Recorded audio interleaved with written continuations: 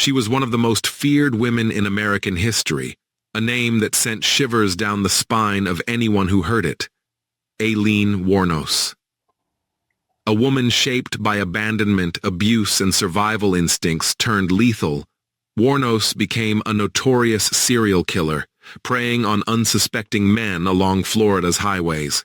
Her story is not just one of murder, but of a life marked by tragedy, rage, and a relentless fight to survive in a world that offered her nothing. Tonight, we dive into the shocking life of Aileen Wuornos, a story that continues to haunt, terrify, and fascinate the world decades later. Aileen Carol Wuornos was born on February 29, 1956, in Rochester, Michigan, a child of instability and trauma. Her mother abandoned her early, and her father was absent, leaving Aileen in the care of her grandparents, who subjected her to neglect and harsh discipline.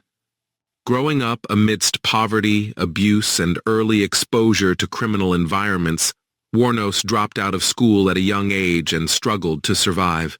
She was exposed to sex work as a means of survival and endured countless abusive encounters that shaped her understanding of men, trust, and power.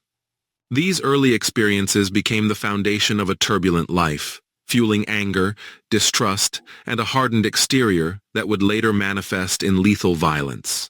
By the late 1980s, Wuornos had become a drifter, traveling Florida's highways and working as a prostitute to survive. It was during this time that she claimed she was forced to defend herself from violent men, which escalated into a series of brutal murders. Between 1989 and 1990, Aileen killed 7 men, shooting them at close range, often in isolated areas where no one would hear their screams. While she insisted these acts were self-defense, the meticulous planning and consistency in her methods painted a terrifying picture for authorities. Investigators pieced together patterns, timelines, and witness testimonies, eventually leading to her capture. Her killings raised chilling questions about morality, justice, and the impact of a lifetime of trauma on human behavior. Wuornos was arrested in January 1991 after a detailed police investigation and forensic work linked her to the murders. Her trial became a media sensation, spotlighting her troubled upbringing, volatile personality, and the gruesome nature of her crimes. Psychologists debated whether her actions were the result of mental illness, trauma, or sociopathy, while the public grappled with fear, fascination, and a growing morbid curiosity.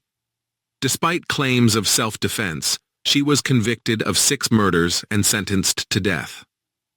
The courtroom became a stage for a larger conversation about female criminality, societal neglect, and the complex interplay between victimhood and violence. Aileen Wuornos was executed on October 9, 2002, but her legacy persists in popular culture and criminal psychology studies. Her life inspired movies, documentaries, and endless debates over morality, gender, and the nature of evil.